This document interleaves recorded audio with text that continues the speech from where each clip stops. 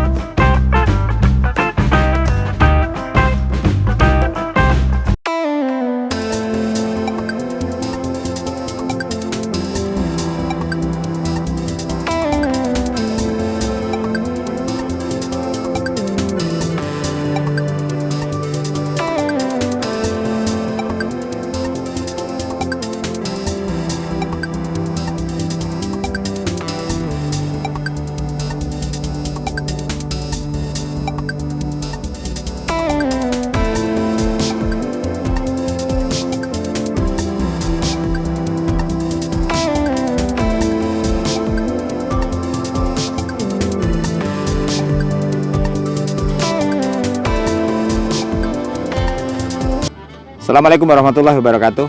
Welcome back guys, welcome back to my YouTube channel Mas AWS. Kali ini kita akan membahas, karena ini menjelang lebaran, kita bahas tips mudik ya.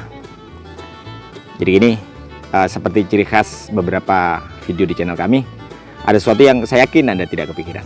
Jadi gini, kali ini kita mencontohkan mudik menggunakan transportasi umum ya. Seperti di opening tadi, ada kapal laut, pesawat, kemudian ada bis, ada kereta api. Jadi gini, secara umum kita ambil aja, siapapun Anda ketika Anda mudik, Anda pasti ingin sampai di kampung halaman secepat mungkin. Atau kalau misalnya ada pilihan lebih dari satu, katakanlah Anda naik kereta api sampai di terminal di kota Anda jam 8 pagi dengan jam 10 pagi, maka Anda akan lebih memilih yang 8 pagi. Karena waktu di kampung halaman sangat berharga dong di seputar lebaran ya. Jadi tipsnya kali ini adalah sederhana. Kalau misalnya Anda naik kendaraan umum, usahakan Anda duduk di bagian depan. Kok bisa begitu? Ya iyalah. Karena coba Anda pikir masa-masa Anda naik bis, naik kereta api, naik kapal ataupun naik pesawat, jalannya maju atau mundur? Maju kan? Kalau jalannya maju pasti bagian depan yang sampai duluan. It means artinya kalau Anda di depan, Anda lebih duluan sampai daripada yang kalau Anda duduk di bagian belakang. Itu tips dari saya. Oke? Demikian sementara, kita lanjut ke part 2 yang lebih serius.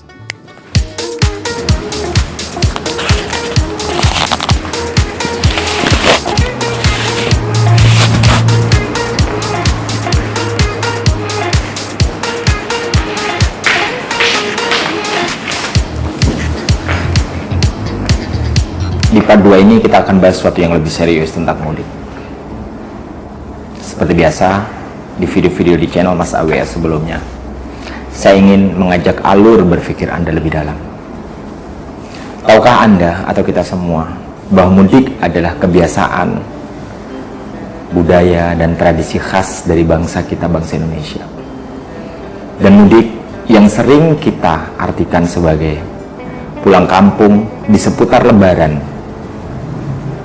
menawarkan begitu banyak keindahan. Untuk teman-teman yang kebetulan bekerja atau beraktivitas jauh dari kampung halaman, mudik adalah saat terbaik untuk bertemu kedua orang tua bagi teman-teman yang masih punya orang tua. Punya kesempatan istimewa untuk mencium kedua tangannya. Atau untuk teman-teman yang kebetulan orang tuanya sudah tidak ada, ini juga kesempatan istimewa untuk mempunyai waktu berkunjung atau berziarah ke makam kedua orang tua. Selain itu, dalam mudik kita punya kesempatan indah untuk bertemu dengan sanak kerabat, tetangga, teman-teman sepermainan ketika kecil. Atau kita melakukan hal-hal yang kelihatannya sepele tapi terasa begitu emosional kalau kita memandang dari tempat yang jauh. Misalnya, kalau di desa seperti saya, hanya sekedar kita duduk di teras rumah, memandangi hamparan sawah di depan rumah, di mana disitulah tempat saya dan teman-teman dulu bermain layang-layang, bermain bola. Dan itu semuanya terasa begitu indah ketika mudik. Dan jangan lupa, mudik juga menawarkan hati-hati yang sangat terbuka untuk permintaan maaf. Seperti kebiasaan kita di Indonesia, ketika Lebaran kita selalu meminta maaf, mohon maaf lahir dan batin kepada semuanya. Kemudian saya juga ingin mengajak alur berpikir Anda lebih dalam. Mudik hanya kita yang punya, hanya kita bangsa Indonesia yang punya. Sangat mungkin orang-orang di luar sana yang tidak punya tradisi mudik akan iri melihat ini. Kita setiap tahun menikmati ini. Tapi pernahkah dengan segala kenikmatan mudik yang selalu berulang setiap tahun, dengan segala keindahannya, pernahkah kita meluangkan ruang di hati kita atau di pikiran kita untuk secara khusus mensyukuri mudik? Saya yakin tidak. Kita lebih sibuk menikmati mudik itu setiap tahun dengan segala keindahannya, tapi kita selalu lupa untuk bersyukur khusus tentang mudik. Saya ingin memberikan sebuah analogi sederhana. Anda hidup di suatu desa yang berisi 200 kepala keluarga. Kemudian hanya Anda dan orang di dalam rumah Anda yang diberi kesempatan untuk menerima makanan-makanan spesial, makanan-makanan enak, di mana keluarga lain atau rumah tangga lain tidak mendapatkan itu. Dan itu berulang setiap tahun. Seperti itu juga mudik. Hanya kita yang mengalami itu, hanya kita yang menikmati itu, tapi kita selalu lupa untuk bersyukur. Dalam khasanah Islam ada sebuah ayat yang berbunyi, A'udzubillahi minasyaitonirrajim, la in syakartum la azidannakum wa la in kafartum inna 'adzabi lasyadid. Intinya, barang siapa yang bersyukur maka Allah akan menambahkan nikmat, dan barang siapa yang ingkar atau tidak bersyukur maka adab Allah sangat pedih. Mari di kesempatan ini, di mana kita sama-sama berhadapan dengan lawan berat, pandemi global bernama coronavirus atau COVID-19, mari kita berpikir. Di satu sisi, corona mungkin adalah momentum tepat bagi bumi untuk mengkalibrasi diri. Kita sudah sering mendengar betapa ozon perlahan-lahan pulih, betapa lapisan es yang mencair yang selama ini dikhawatirkan perlahan-lahan membaik. Ini adalah kesempatan bagi bumi mengkalibrasi diri. Tetapi bagi kita dari sudut pandang orang Indonesia, pernahkah kita berpikir lebih dalam? Bisa jadi, boleh jadi, mungkin coronavirus ini ada untuk mengingatkan kita bahwa kita lupa mensyukuri secara khusus ini mudik yang setiap tahun kita dapatkan.